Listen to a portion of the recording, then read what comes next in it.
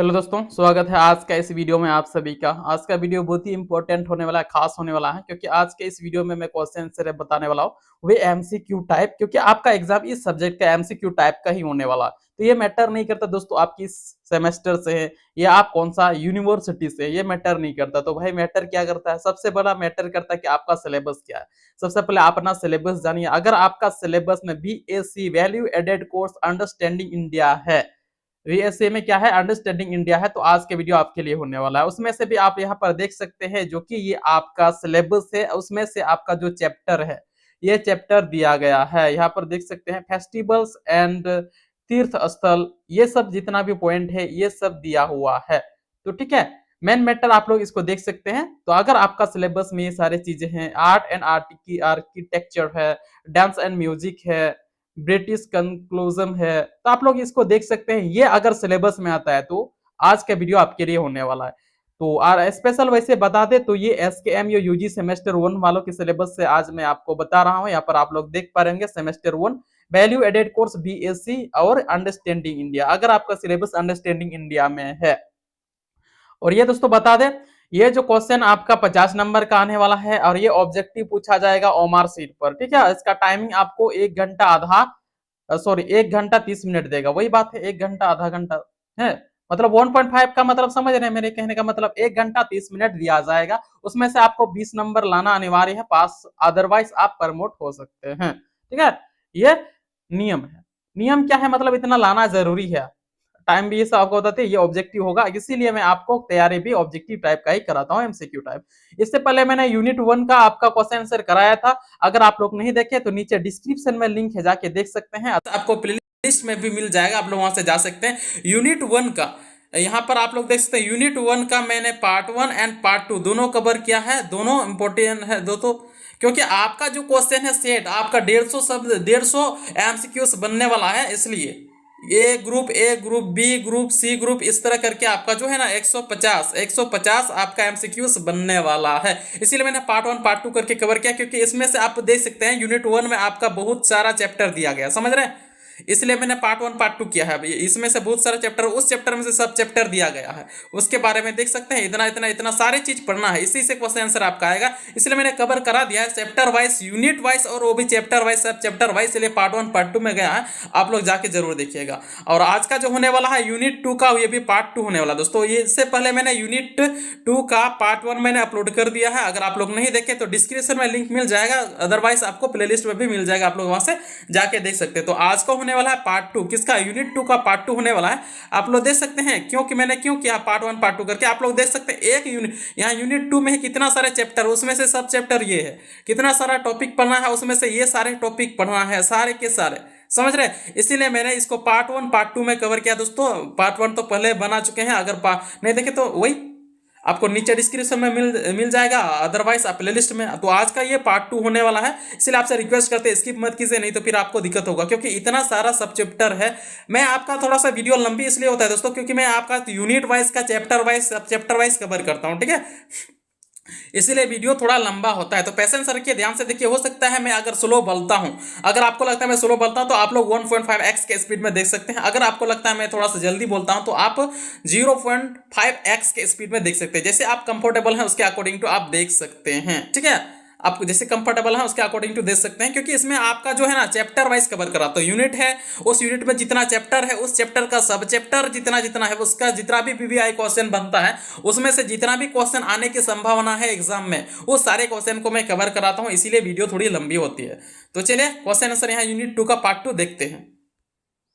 तो जैसे कि आप लोग यहाँ स्क्रीन पर देख पा रहे होंगे, ठीक है। तो अगर आप लोग अभी तक चैनल को सब्सक्राइब नहीं किए तो सब्सक्राइब कर लीजिए, क्योंकि आईकेएस का क्वेश्चन आंसर भी इसी चैनल में आपको मिलेगा, और यूनिट वाइज चैप्टर वाइज आपको इसी चैनल पर मिलेगा। इसलिए आपसे रिक्वेस्ट करता है, अगर अभी तक आप लोग चैनल को सब्सक्राइब नहीं किए हैं तो करके बेल आइकन को ऑल पर सेलेक्ट कीजिए, ताकि जैसे ही अपलोड करें आईकेएस का इंडियन नॉलेज सिस्टम का question answer chapter wise unit wise, तो सबसे पहले उसका नोटिफिकेशन आपको मिले और अच्छा से तैयारी कर पाए, देख पाए, समझ पाए।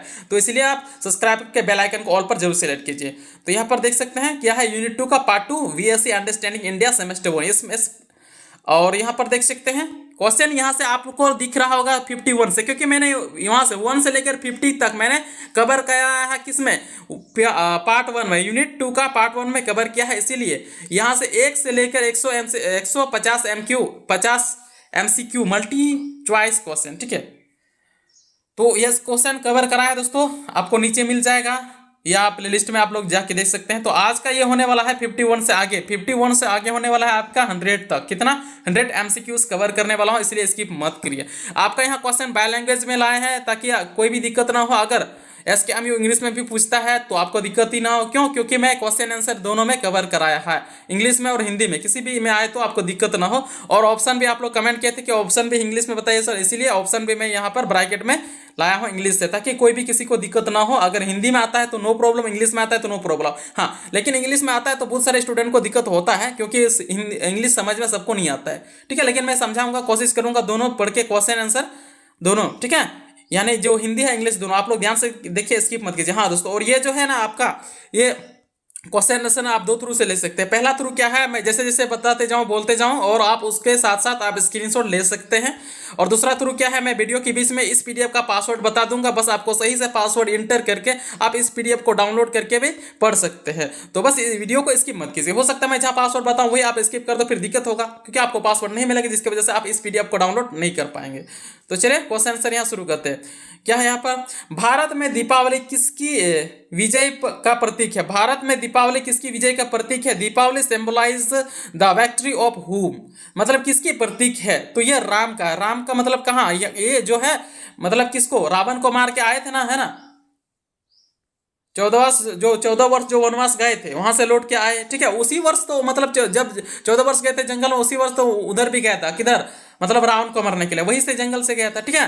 तो वही बात है, मतलब राम की विजय का प्रतीक है ये, क्या है, ये दीपावली उसके प्रतीक पर मनाया जाता है, राम का विजय हुआ था, ठीक है, तो ये इसीलिए मनाया जाता है दीपावली। तो आप लोग इसको स्क्रीनशॉट भी ले सकते हैं।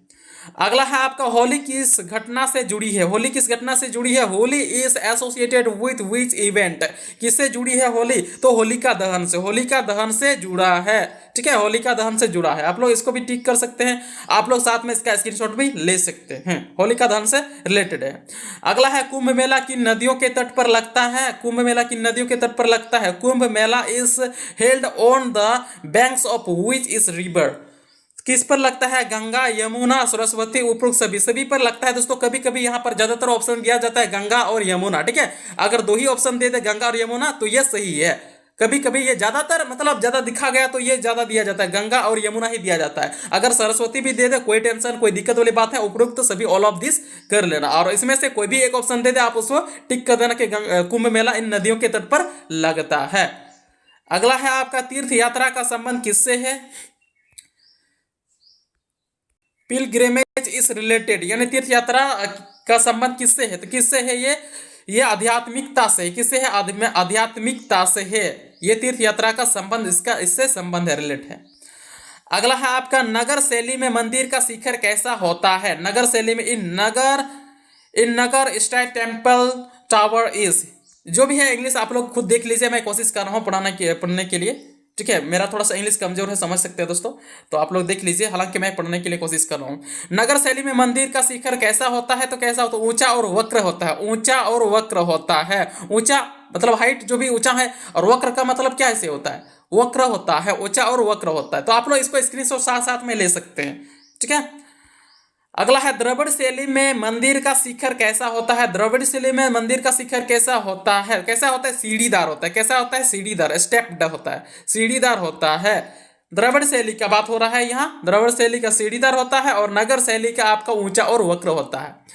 अगला है, अंजता गुफाएं किस धर्म से संबंधित है? अंजता गुफाएं जो है किस धर्म से संबंधित है? अंजता caves are related to which religion, किससे संबंधित है? बौद्ध से, हिंदू से, जैन से या इस्लाम से? बौद्ध से, यह बौद्ध से संबंधित है क्या अंजता गुफा है। और इससे मैंने आपका पार्ट किसमें, पार्ट 1 में, यूनिट 2 का ही पार्ट 1 में आपको बताया था कि अंजता गुफाएं क्यों प्रसिद्ध है, अंजता गुफाएं में क्या है, कहाँ है, किस राज्य में है, किस स्टेट में है, इससे रिलेटेड सारे क्वेश्चन मैंने आपको पार्ट 1 में, यूनिट 2 का पार्ट 1 में करा दिया है दोस्तों। इसलिए मैं आपसे बोलता हूं, अगर आप लोग नहीं देखे तो नीचे डिस्क्रिप्शन में लिंक है, जाके देख सकते हैं, प्लेलिस्ट में भी जाके देख सकते हैं, कि इससे रिलेटेड सारे क्वेश्चन मैंने करा दिया है, अंजता गुफाएं जितना भी है, ठीक है, प्रसिद्ध क्यों है, कहाँ है, किस स्टेट में, सारी चीज मैंने बता दिया है। तो यहाँ पर जो बात है कि अजंता गुफाएं किस धर्म से संबंधित है, या बौद्ध धर्म से संबंधित है। सॉरी। अगला है आपका एलोरा गुफाएं किन धर्मों से संबंधित है, इसका भी मैंने वीआई करा दिया था, किस स्टेट में है या क्यों प्रसिद्ध है, क्यों फेमस है, ये करा दिया था। Ellora caves are related to which religions, Ellora गुफाएं जो है वो किस धर्म से संबंधित है, तो हिंदू से, बौद्ध से, जैन से, उपरोक्त सभी से, उपरोक्त सभी से। और यहाँ पर क्वेश्चन को क्या कर देते हैं दोस्तों, यहाँ पर मॉडिफाई कर देता है थोड़ा सा, क्या हो सकता है इसमें से आपको एक ही ऑप्शन दे दे, हिंदू दे सकता है, बौद्ध दे सकता है, जैन दे सकता है। तो आप लोग ध्यान से तीनों ऑप्शन को देखिए, हो सकता है इसमें से कोई एक दे दे तो आप लोग एक ही टिक कीजिएगा, बाकी तीनों ऑप्शन गलत देता है। तो आप लोग इसको ध्यान से देखिए, अगर 3 देता है तो 3 कीजिएगा, 2 देता है तो 2 टिक कीजिएगा, और उसी को गोल घेरा कीजिएगा। अगला है आपका ताजमहल किस नदी के किनारे स्थित है, ताजमहल किस नदी के किनारे स्थित है, यमुना नदी के किनारे स्थित है। किस नदी, यमुना नदी के किनारे स्थित है आपका ताजमहल। अगला, ताजमहल किसकी स्मृति में बनाया गया था, Taj Mahal was built in memory of हुम, मैंने किसके, इसमें किसके याद पर, किसकी स्मृति पर बनाया गया था, मुमताज महल, किसके, मुमताज महल की स्मृति पर बनाया गया था, मुमताज महल। ठीक है, ताजमहल उसके स्मृति पर, उसके याद पर ही बनाया गया था, किसने, शाहजहां ने बनाया था। ठीक है, इसका क्वेश्चन आंसर भी मैंने पार्ट 1 में करा दिया है। अगला है आपका भारतनाट्यम नृत्य का मुख्य भाव क्या है, main theme of Bharatanatyam is, इसका मेन क्या है, मुख्य भाव क्या है, किसका, भारतनाट्यम नृत्य का, ये डांस है, नाच है। ठीक है, ये जो एक क्या बोलते हैं भारतनाट्यम, ये जो नाच है दोस्तों क्या है, डांस। तो यह भक्ति है, क्या है, भक्ति। भारतनाट्यम नृत्य का मुख्य भाव भक्ति है, क्या है इसका भाव, मुख्य भाव भक्ति है।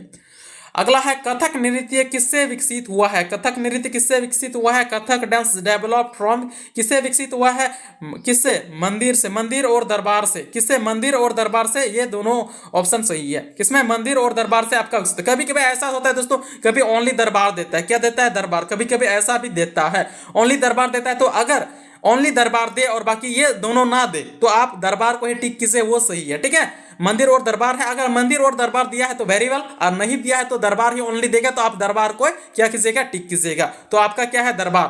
ठीक है, ये हो सकता है, तो आप लोग इसको स्क्रीनशॉट भी ले सकते हैं। अगला है भारत का शास्त्रीय संगीत किस पर आधारित है, Indian classical music is based on, Bharat का शास्त्रीय संगीत किस पर आधारित है, किस पर बेस्ड है, राग पर, ताल पर या स्वर पर, सभी पर, राग पर भी, ताल पर भी और स्वर पर, ये भारत का शास्त्रीय संगीत का बेस्ड है, आधार है। तो उपरोक्त सभी, तो वही बात फिर मैं आप दोहरा रहा हूं दोस्तों, इसमें से कोई भी एक ऑप्शन आपको दे सकता है और बाकी 3 ऑप्शन गलत देगा। तो आप लोग ध्यान से देखिए, इन तीनों ऑप्शन को अगर एक दे दे तो आप उसको टिक करके सही कीजिएगा। सही मतलब क्या, उसको गोल घेरा कीजिएगा उस ऑप्शन को। अगला है आपका स्वतंत्रता आंदोलन में सत्याग्रह किसने शुरू किया था, स्वतंत्रता आंदोलन में सत्याग्रह किसने शुरू किया था, गांधी जी, है ना, गांधी जी, महात्मा गांधी जी शुरू किया है क्या, सत्याग्रह, सत्य के प्रति आग्रह, वही है। आप लोग इंग्लिश जहां जहां जिस क्वेश्चन का इंग्लिश में नहीं पढ़ रहा हूं तो आप लोग देख लीजिएगा उसको।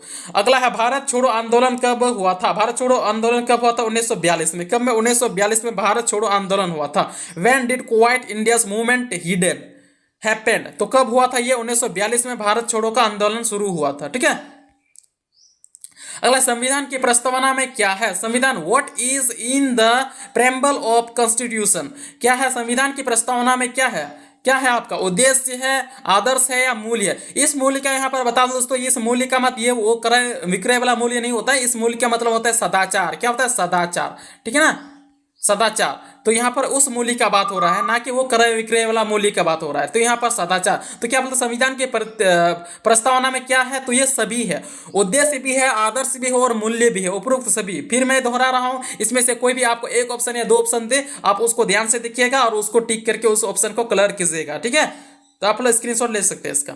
अगला क्वेश्चन है आपका, भारत एक कैसा देश है, भारत एक ऐसा देश है, इंडिया इज अ धर्मनिरपेक्ष है, लोकतांत्रिक है या गणराज्य, इनमें से सभी है दोस्तों।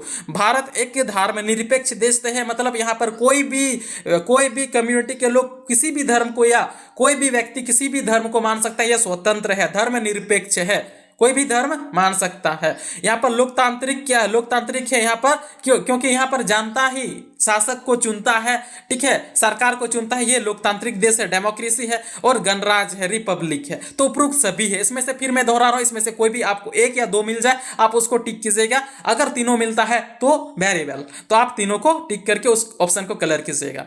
अगला है, संविधान में न्याय का क्या अर्थ है? What does justice mean in constitution?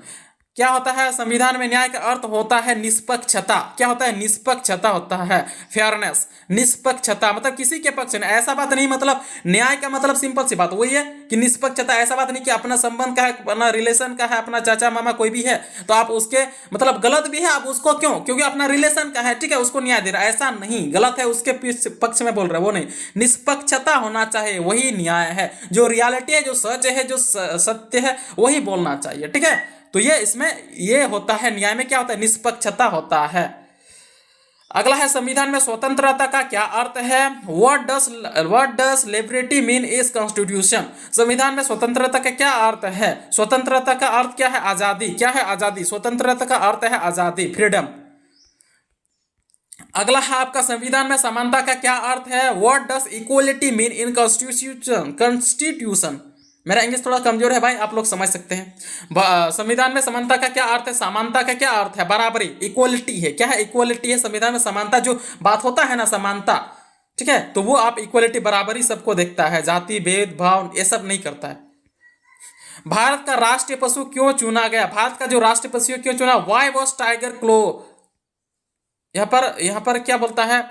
Tiger choice in national animal, जो मतलब राष्ट्रीय पशु जो कौन है, हम लोग का जो पता है कि बाघ है ना, तो शक्ति और राष्ट्र गौरव का प्रतीक है, शक्ति और राष्ट्र गौरव का प्रतीक है, इसलिए इसको चुना गया। किसको? टाइगर को या बाघ को चुना गया है। क्यों चुना गया है? यह शक्ति और राष्ट्रीय गौरव का प्रतीक है। तो कभी कभी यहाँ पर ओनली देता है दोस्तों शक्ति, ठीक है, तो अगर ये दो ना दे कि मतलब शक्ति और राष्ट्रीय गौरव का प्रतीक ना दे, ओनली शक्ति दे, तो आप उस शक्ति को ही टिक करेंगे, सही है। वो भी कभी कभी ऐसा भी देता है, ठीक है, क्या खाली ओनली शक्ति देगा, ओनली शक्ति देगा, बाकी ये राष्ट्रीय गौरव का प्रतीक नहीं देगा, बोलेगा शक्ति का प्रतीक, तो आप उसको भी टिक कीजिए, वही सही है, ठीक है, इसको भी स्क्रीनशॉट ले सकते हैं।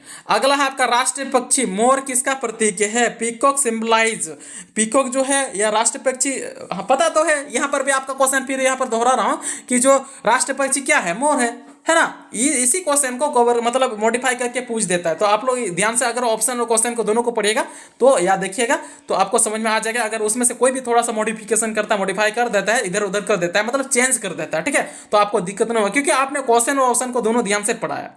राष्ट्रीय पक्षी मोर किसका प्रतीक है? यह सुंदरता का, ब्यूटी का प्रतीक है, सुंदरता का प्रतीक है राष्ट्रीय पक्षी मोर।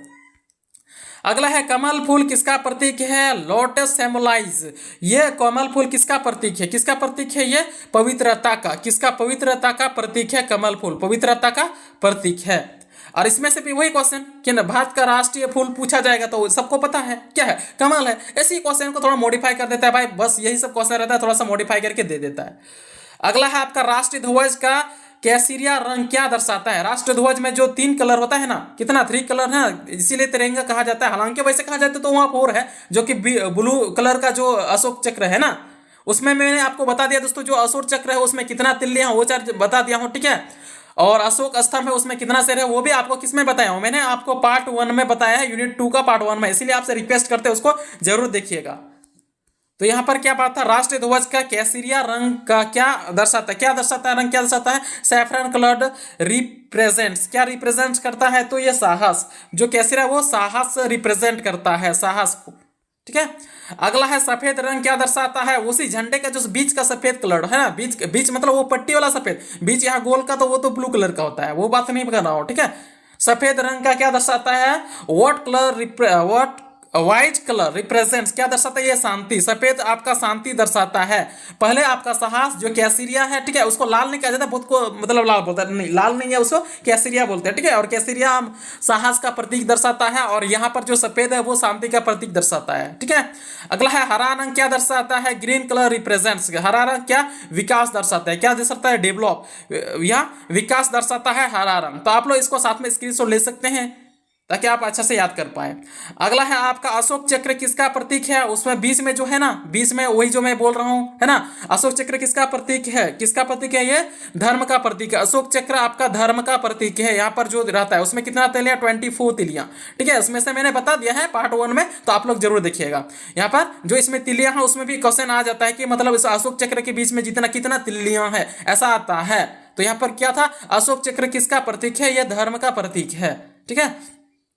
भारत का राष्ट्रगीत किसने लिखा है, भारत का राष्ट्रगीत किसने लिखा है, who wrote national song of India, किसने लिखा है, बंकिम चंद्र चट्टोपाध्याय, किसने, बंकिम चंद्र चट्टोपाध्याय ने लिखा है राष्ट्रगीत। और यहाँ पे क्वेश्चन आ सकता है तो भारत का राष्ट्रगीत क्या है, राष्ट्रगीत पूछ रहा है, तो यह आपका वंदे मातरम है, राष्ट्रगीत वंदे मातरम है। यह भी मैंने आपको पार्ट 1 में कवर कराया है, ठीक है। और लिखा किसने है, बंकिम चंद्र चट्टोपाध्याय ने लिखा है, याद रखिए ये इंपॉर्टेंट है। अगला है राष्ट्रगान किसने लिखा है, हु रूट नेशनल एंथम, राष्ट्रगान किसने लिखा है, राष्ट्र रविंद्रनाथ टैगोर ने लिखा है। और ये राष्ट्रगान आपका क्या है, जनगण मन, क्या है, जनगण मन। वो भी मैंने आपको पार्ट 1 में ही कवर कराया है, पार्ट 1 में कवर कराया है, ठीक है। इसलिए आपसे रिक्वेस्ट करते हैं उसको जरूर देखिएगा। राष्ट्रगान किसने लिखा है, रविंद्रनाथ टैगोर ने लिखा है, जो आपका जनगण मन है। भारतीय लोकतंत्र किस पर आधारित है, Indian democracy is based on, किस पर आधारित है, जनता पर, किस पर, जनता पर, जनता पर यह आधारित है लोकतंत्र। अगला है चुनाव प्रणाली किससे संबंधित है, election system is related to, किससे संबंधित है, ये लोकतंत्र से। डेमोक्रेसी में चुनाव प्रणाली होता है, ठीक है, राजतंत्र में नहीं होता, तानाशाही में नहीं होता है, उपनिवेश इस सब में नहीं होता। तो किस में होता है, लोकतंत्र देश में ही, जहां डेमोक्रेसी है जिस देश में, वहीं पर क्या होता है, चुनाव प्रणाली होती है, वहीं पर जनता क्या करता है, अपने शासक या राजा को, अपने सरकार को चुनता है, ठीक है। अगला है अधिकार, राइट्स क्या है, व्हाट आर राइट्स, राइट्स क्या है, कर्तव्य, स्वतंत्रता और सुविधाएं हैं। तो क्या है यहाँ पर आपका स्वतंत्र और सुविधाएं हैं, आपका अधिकार, स्वतंत्रता भी मिलना चाहिए और आपको सुविधा भी मिलना चाहिए, वही आपका राइट्स है, क्या है, वही आपका राइट्स है, ओके। अगला है आपका कर्तव्य, ड्यूटीज क्या है, व्हाट आर ड्यूटीज, अधिकार या जिम्मेदारी, आपका ड्यूटीज क्या है, जैसे कि वहां पर संविधान में दिया गया है, आपका कर्तव्य भी दिया गया है, आपका अधिकार दिया गया है, ठीक है, राइट्स दिया है, ड्यूटी दिया है, ठीक है। तो ये कर्तव्य, ये आपका जिम्मेदारियां हैं, क्या है, जिम्मेदारियां, ड्यूटीज क्या है, जिम्मेदारियां, रिस्पॉन्सिबिलिटी है, ठीक है। अगर स्वतंत्रता का अर्थ क्या है, what is the meaning of freedom, स्वतंत्रता का अर्थ क्या है, आजादी, फ्रीडम, ये आजादी है, कोई भी किसी प्रकार का भेदभाव नहीं करेगा, कोई भी इधर उधर जाने से रोकेगा नहीं, ठीक है, ये स्वतंत्रता है, स्वतंत्र आजाद है। अगला है न्याय का क्या अर्थ है, what is the meaning of justice, सही और निष्पक्षता, सही और निष्पक्षता, पहले मैंने आपको बता दिया था निष्पक्षता, यहाँ पर एक सही है और निष्पक्षता होना चाहिए, वो न्याय का अर्थ है, सही और निष्पक्षता, फेयरनेस। अगला है आपका समानता का क्या अर्थ है, what is the meaning of equality, समानता का क्या अर्थ है, बराबरी, सब कोई बराबरी हो, ऐसा भेदभाव नहीं हो, कोई जाति धर्म या कोई ऊंचा जाति का है, ठीक है, कोई नीचा जाति का है, कोई मतलब क्या है, अलग मतलब जाति में भेदभाव होता है ना भाई, ये धर्म से भेदभाव होता है, जाति से, लिंग से भेदभाव होता है, ऐसा नहीं होता है, सब इक्वली लिखा जाएगा। हमारा भारत का जो संविधान में उसमें कानून है, ठीक है, बराबरी। तो वही बोलते हैं समानता का क्या अर्थ है, समानता का अर्थ है बराबरी, सब कोई भी जाति धर्म से भेदभाव नहीं करेगा, ठीक है, यह समानता हमें प्रोवाइड करता है कोई संविधान। अगला है धर्मनिरपेक्ष का क्या अर्थ है, what is the meaning of secular, ठीक है, धर्मनिरपेक्ष का क्या अर्थ है, धर्मनिरपेक्ष का क्या, सभी धर्मों से समान दूरी क्या, ठीक है, सभी धर्मों से समान दूरी, मतलब उसमें जो भी धर्म है समान, सब दिखा जाएगा समान दूरी, सभी धर्मों से समान दूरी। आप लोग साथ साथ इसको स्क्रीनशॉट ले सकते हैं। अगला है गणराज्य का क्या अर्थ है, what is the meaning of Republic, गणराज्य का क्या है, जनता का शासन, गणराज्य का क्या है, जनता का शासन है, जनता का शासन, सॉरी राजा का शासन में, जनता का शासन है, क्या है, जनता का शासन है गणराज्य में, क्योंकि जनता का शासन इसलिए कहा जाता है क्योंकि जनता ही सरकार को चुनता है, ठीक है ना। जनता जिसको चाहे उखाड़ के फेंक सकता है, जिसको चाहे चुन सकता है, वो अपने मर्जी से जनता करता है, इसलिए जनता का शासन है क्या, गणराज्य में ये होता है। अगला है पे लोकतंत्र का अर्थ क्या है, what is the meaning of democracy, democracy का क्या अर्थ है, जनता द्वारा शासन, डेमोक्रेसी या लोकतंत्र का अर्थ होता है जनता द्वारा शासन, क्या है, जनता द्वारा शासन जिस देश में होता है तो वो होता है, क्या होता है, लोकतंत्र देश, ठीक है, वही बात हो रहा है। अगला है संविधान क्या है, व्हाट इज कॉन्स्टिट्यूशन, संविधान क्या है, नियमों का समूह है, युद्ध है, व्यापार है, खेल है। तो क्या है, नियमों का समूह है संविधान, ये है कॉन्स्टिट्यूशन। इसमें बहुत सारे नियम कानून दिया हुआ रहता है किसमें, संविधान में, तो नियमों का समूह है संविधान। इसका मैंने आपको यहाँ पर इसका पासवर्ड बता देता हूँ दोस्तों, इसका पासवर्ड होने वाला है, आप लोग यहाँ पर देख लीजिएगा, ठीक है। इसका पासवर्ड है आपका 0 072308 ये आपका पासवर्ड है। आप लोग इसको स्क्रीनशॉट ले सकते हैं। 072308 ये है आपका पासवर्ड, स्क्रीनशॉट ले सकते हैं इसको। आशा करते हैं ये ले लिए होंगे। और इसका पीडीएफ आपको नीचे डिस्क्रिप्शन में मिलेगा, टेलीग्राम चैनल, आप लोग वहां जाकर ज्वाइन कर सकते हैं, वहीं पर आपको इसका पीडीएफ मिल जाएगा। बस आपको सही पासवर्ड डाल के इसको डाउनलोड कर पाएंगे। तो चलिए क्वेश्चन आंसर की ओर बढ़ते हैं। यहाँ 90 तक हमने आपको बता दिया था। यहाँ पर 91 में आपका क्या है, संस्कृति का संबंध किससे है? कल्चर इज रिलेटेड टू, किसे है? परंपरा से। संस्कृति का संबंध आपका कल्चर से है। किससे है? ट्रेडिशन से है, परंपरा से है। ठीक है। अगला है आपका कला। यहाँ कला आर्ट क्या है? यहाँ पर वो काला नहीं बात बोल रहा है, ब्लैक वाला काला बात नहीं हो रहा है। ठीक है। हो सकता है आपका ऑप्शन में ऐसा घुमा फिरा देता है, क्योंकि कंफ्यूजन कराने के लिए स्टूडेंट को ऐसा क्वेश्चन पूछा जाता है। ठीक है, या ऑप्शन पे ऐसा दिया जाता है। कला का मतलब क्या होता है? कला का मतलब अभिव्यक्ति। अभिव्यक्ति आपका जो आपके अंदर में जो भी आर्ट है, कला है, हुनर है, आप उसको क्या करते हैं? अभिव्यक्त करते हैं, दूसरों के सामने दिखाते हैं, वो कला आर्ट है। ठीक है। यहाँ पर नृत्य, डांस क्या है? डांस क्या है? वो आपका कला है। डांस क्या है? कला है। यहाँ पर आर्ट का बोल रहा हूं, कला। वो अगर आपका ऑप्शन में हो सकता है घुमाने के लिए आपको बोल सकता है, काला भी दे देगा और कला भी दे देगा। ठीक है, तो कंफ्यूज ना होना भाई, ये कला है, ये आर्ट है, ये ब्लैक वाला कला है, तो आप इसको टिक ना करें, अदरवाइज आपका गलत होगा। ठीक है। कला वो आर्ट का बात कर रहा है। ये भी नृत्य भी एक सबके अंदर में जो एक कला होता है, सबके अंदर में एक अलग अलग कला है, जिसके अंदर ड्राइंग का कला होता है, जैसे सिंगिंग का, किसी डांसिंग का, जिसे पढ़ने का, मतलब अलग अलग फील्ड में अलग अलग सबका कला है। आर्ट वो वाला कला बात कर रहा हूं। अगला है संगीत, म्यूजिक क्या है? ये भी एक कला है, ये भी आर्ट है। ठीक है, कला, ये भी संगीत जो है वो भी एक कला है। संगीत आपका क्या है? कला है, आर्ट है। अगला है त्योहार, फेस्टिवल क्या है? What is festival? फेस्टिवल क्या है? ये उत्सव है। क्या है? उत्सव है आपका, उत्सव। उत्सव है आपका, फेस्टिवल क्या है? उत्सव है। अगला है तीर्थ। तीर्थ क्या है? What is pilgrimage. दोस्तों आप लोग देख सकते हैं, यहाँ थोड़ा सा मेरा इंग्लिश कमजोर है, तो आप लोग देख लीजिएगा। Pilgrimage, what is pilgrimage? तीर्थ क्या है? तो तीर्थ क्या है? यात्रा है। क्या है आपका? जर्नी, यात्रा। तीर्थ आपका क्या है? यात्रा है। अगला है विरासत, हेरिटेज क्या है? What is heritage? विरासत क्या है? तो परंपरा और धरोहर। परंपरा और धरोहर है क्या आपका? विरासत। परंपरा और धरोहर आपका विरासत है। क्योंकि मतलब आप लोग कहने में मतलब कहीं कहीं पर सुना होगा इसको, विरासत में ये चीज मिला है ना, ये परंपरा से धरोहर जो भी है, मतलब उसका दादा था, उसका पिताजी था, तो उसको उस गद्दी पर बैठाया गया, वो परंपरा विरासत से मिला है। समझ रहे? तो वही बात हो रहा है इधर। अगला है आपका स्मारक। क्या है? स्मारक क्या है? स्मारक क्या है? स्मारक क्या है? ऐतिहासिक भावना है, व्यापार है, राजनीति है या खेल है? ऐतिहासिक भावना है स्मारक। क्या स्मारक आपका ऐतिहासिक भावना है? ऐतिहासिक भावना है आपका स्मारक। इसको भी स्क्रीनशॉट ले सकते हैं। अगला है आपका स्वतंत्रता का दूसरा शब्द क्या है? Another word are freedom is. क्या है? स्वतंत्रता का दूसरा अर्थ आपका क्या है? स्वतंत्र, इंडिपेंडेंस, वही चीज है। ठीक है, यहाँ पर क्वेश्चन रिपीट हुआ है। स्वतंत्रता का दूसरा अर्थ क्या है? आजादी भी होता है। ठीक है, आजादी भी होता है यहाँ पर, लेकिन नहीं लिखा गया, स्वतंत्र लिखा गया। ठीक है, तो आजादी भी अगर आ सकता है तो आप उसको टिक कीजिएगा। अगला है राष्ट्र, नेशन। लास्ट क्वेश्चन आपका क्या है? राष्ट्र क्या है? नेशन क्या? What is nation? क्या लोगों का समूह है? लोगों का समूह है राष्ट्र। क्या है?